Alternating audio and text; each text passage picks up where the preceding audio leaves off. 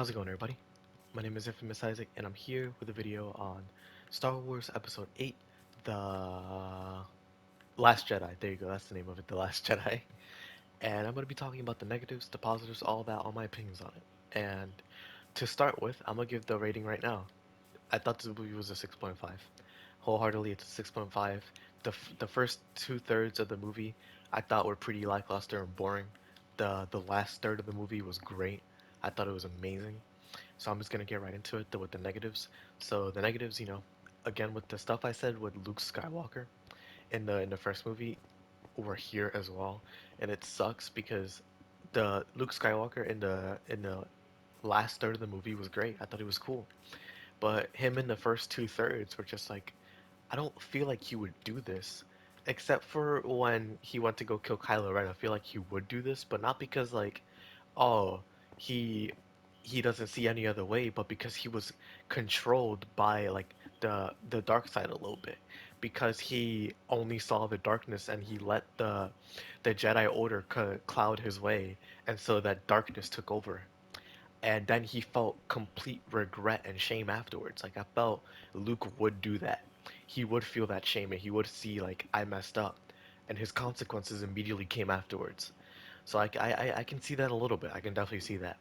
But him wanting to die afterwards and trying to end the Jedi Order because of that mistake, I don't see him doing that at all. I feel like that's him being selfish. And the fact that Yoda showed up now instead of him showing up earlier, I feel like, definitely should have happened before, and it should have helped him with that. But Yoda showing up in general was pretty cool. I definitely enjoyed that part. It was hilarious because it still shows, even though Luke is so old now, Yoda's still older than him, and he still treats him like a kid because of that. So I thought that was pretty funny. Because shoot, he still has so much to learn. At the end of the day, he didn't learn it from the books. Shoot, Yoda learned it himself. Like the books don't help. The failures and the experiences in life help. The past and the future don't matter. It's the present. It's definitely the present. And using them to help you is good, but not letting them reign over your decisions is also good. So it's just that wisdom was fire. And then you have, oh well, that Luke Skywalker stuff. It could have been better. Definitely could have been better. But for what it is, I guess it's alright. But you have Finn and Rose. I thought that stuff, like with her sister in the beginning, was cool, but then them going to that planet with the casino, I thought it was just like, man, get me out of here. I'm so bored with this. This is so boring. Oh my gosh, I didn't like it. I didn't like it much at all until they found the Master Codebreaker. When they found the Codebreaker, I thought that was really cool. I thought that was cool, and then the releasing the slaves was cool. But you know, overall, that side of it as well was just boring to me. I didn't like it either. But then you get to the Rey stuff as well, who's the main character. Her training, I thought it wasn't interesting, honestly. At least with the Empire Strikes Back, Luke's training was the most interesting part for me. But here, I just didn't find it too interesting because there wasn't a lot of training. But that's because Luke was hesitant. So I can see why there's a lot of training here, but it's just like, I wish she learned more. I wish she did. Because she's still not strong enough to fight Kylo Ren or anybody like that. But her training, it was okay. It wasn't anything crazy. Then you get her leaving and the Kylo Ren force transmissions, I guess. Is that what you would call them? That stuff I didn't like. But then I realized it's because of Snoke. It wasn't because they were doing it, but because Snoke was doing it. And I guess then I could be like, oh, okay, that's excusable. But for me, I just didn't like it much. I didn't feel like it was a cool way to convey it. I feel like conveying it with them in person would have been better than her just walking in directly into the thing just because she thought that she could convince him to come over to the good, the good side, the light side. But it's like whatever. It's just not my preferential way of seeing it. Then you have for me this is a negative, but not like because it's the movie's fault.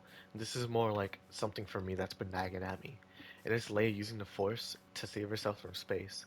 My problem isn't with her using the Force, it's the fact that she wasn't dead. The fact that she didn't die at all from the whole time that she was outside in space. And the more I thought about it, because I've recorded this part like a lot now, It's the fact that maybe the Force itself was protecting her. Maybe the whole time that she was there, she was using the Force to protect her from dying in space. Because as technologically advanced as you are in Star Wars, if you don't use that technology in space, you're dead. Because at the end of the day, you still need to breathe oxygen. So it's like, on one part, okay, she used the Force to save herself. But on the other hand, it's like, but why didn't she die immediately? I don't know. That part kind of got at me like, okay, this kind of took me out a little bit. I don't know how I feel about this part, but that's just more of a minor nitpick. Wow, the positives. I'm so good at English. Holy, the positives. Cry, or excuse me, crate. I think that's what it's called.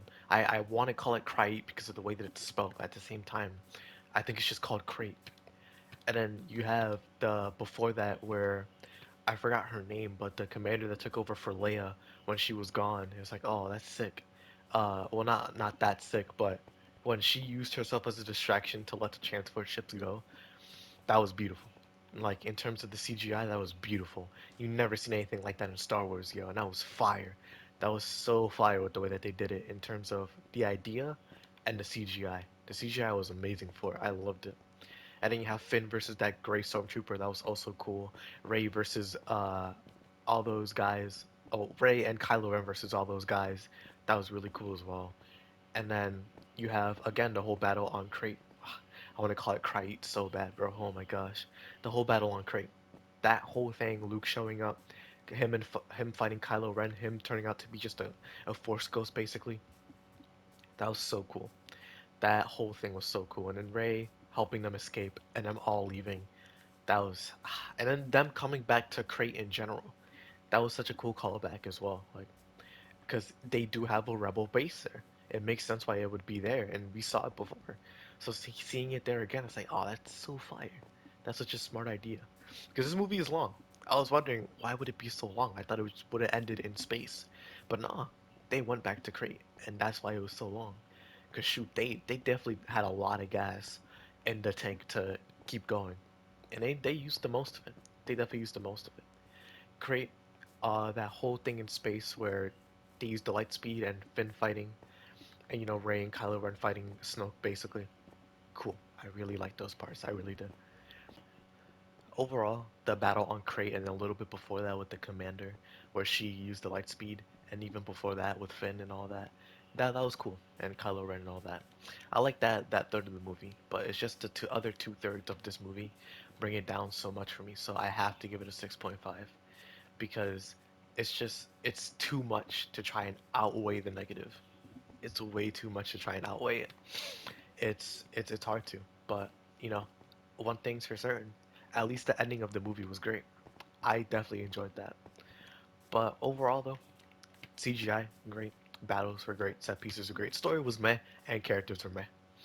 Characters introduced in this movie, there weren't many. I like the Codebreaker. There you go, that's his name, the Master Codebreaker, because he, on one hand, it's like it shows the how people who aren't involved in this look at this, which makes sense. You deal with others and you deal with them no matter what side they're on, because you're just making your money.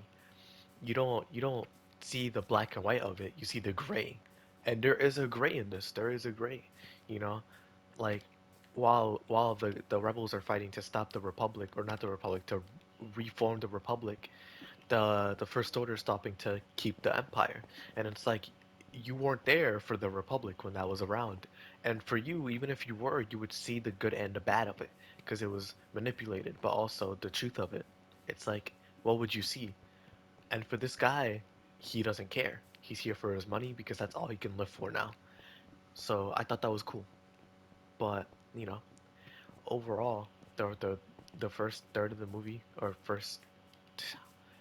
first, no, well, not the first, the 2/3 of the movie that I didn't like, bring it down. But the second, not the second, the third,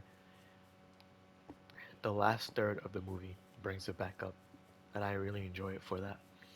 So I'm gonna give it a 6.5 out of 10. So that's where I'm gonna end it here for now. Thank you all for watching. I hope you all enjoyed, and I'll see you all in the final movie, The Rise of the Skywalker. Thank y'all for watching, and I'll check y'all out. Hope you have a good rest of your day. Peace. Alright, so I'm here recording this after I was editing the video and I realized that I didn't talk about some things more in depth. Like Poe, Poe Dameron. I didn't remember his name last time, but this time I definitely had to because he was a really prominent role in this movie. I genuinely enjoyed it, honestly. Him being more of a prominent role, it's he's kind of like filling that Han Solo role that this new group of people in this trilogy need because they need somebody like him, or he's not like Han Solo in the terms of where they came from, but he's Han Solo in the way that he's daring and going there ready to fight for the rebels, right? Like he's a hot shot pilot. There you go. That's what I'm trying to say. He's a hot shot pilot, and he has that flair that Han Solo had, but in his own way. Poe, I'm comparing him to Han Solo, but they're not the same. Definitely not the same. Han Solo was sick. Poe is sick as well. They're definitely bringing him up in this movie to be one of the cooler characters and hopefully more of a main character this one, because he was definitely a more prominent character in this movie to where he was equal with Finn and Rey. But, hopefully in the other movies he he's there more prominent. Hopefully all three of them are together. Or if not, maybe like with Finn or with Rey because they're sick. I really like Poe. I really like Poe. And that also involves Commander Haldo where she was the one actually. She was the one who was commanding that the cruiser that crashed into the fleet with the lightspeed thing. She was the one. And her in this movie was difficult because I just wish that they told us their plan. I wish that they told us their plan on what they were doing with the transports because there was no reason not to tell him. I guess it was to be like, oh, okay, because he's a hot shot. He wouldn't go with that. He wouldn't like this plan, but she was thinking about the fleet more than she was about beating the enemy. To beat the enemy, you have to save the people that you love more than defeating the enemy, I guess. So then you can come back and actually beat them at some point instead of just losing forces one after one. Because this movie was definitely we just keep losing forces one by one. The only win that we have is the one on Krayt where we escape, and the one in the beginning where what was his name? Poe sets off or destroys uh, uh what was that ship called? The ship is called a dreadnought. There you go, a dreadnought. But that was the only one, and even then, that came with a bunch of losses. And it was because he wanted to get that dreadnought down, even though it took many lives, so many lives. And that was honestly what spiraled out of, or what spiraled the whole thing of this movie.